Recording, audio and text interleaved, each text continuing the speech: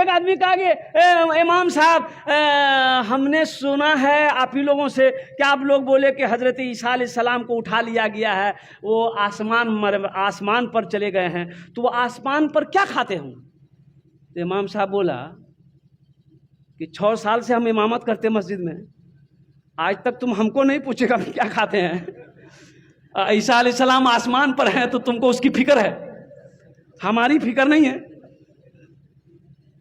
عیسیٰ علیہ السلام کی فکر ہے،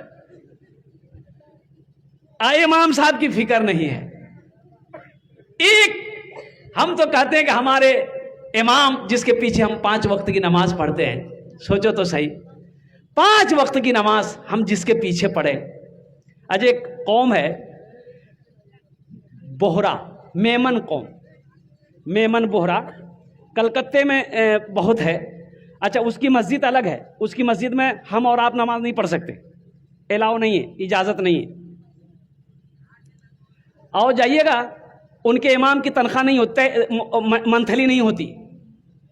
اچھا، ان کا امام نماز پڑھانے کے لیے، اچھا ان کا امام اے سی روم میں رہتا ہے، اے سی روم میں رہے گا، اور نماز پڑھانے کا جب ٹائم ہوگا تو وہ کار میں بیٹھ کر آتا ہے۔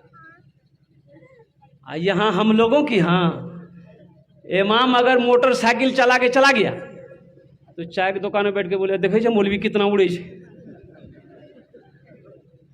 وہاں کار میں آتا ہے۔ اچھا جانتے ہیں جب مہینہ ہوتا ہے تو ہر آدمی لفافہ میں 10,000 15,000 20,000 روپیہ بند کرتا ہے اور امام صاحب کو مصافحہ کرتا ہے۔ حضرت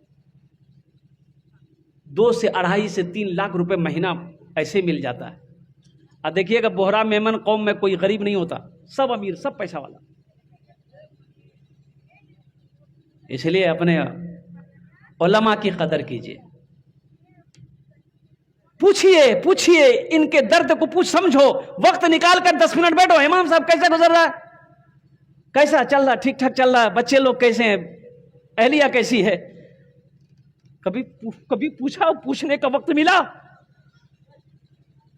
اب کیا چاہتے ہو؟ آپ نے نماز پڑھی، چپل پہنے، جوتا پہنے، اپنے گھر چلے گئے، امام صاحب کے دل پہ کیا گزر رہا ہے کبھی آپ نے ان سے پوچھا؟ آپ نے کھانا کھایا کہ نہیں کھایا، کبھی پوچھا؟ اور قربان جاؤ مسلمانوں، ہم مر جائیں، میری جنازے کی نماز امام صاحب پڑھائے، مفتی صاحب پڑھائے، عالم صاحب پڑھائے، ہماری بیٹی کا نکاح ہو امام صاحب پڑھائے، بیٹا کا نکاح ہو امام صاحب پڑھائے، ہمارے گھر میں کوئی بیمار ہو جائے دعا امام صاحب کروائے، اور قربان جاؤ، اور امام صاحب پریشان ہو تو اس کی پریشانی کو کون دیکھے گا؟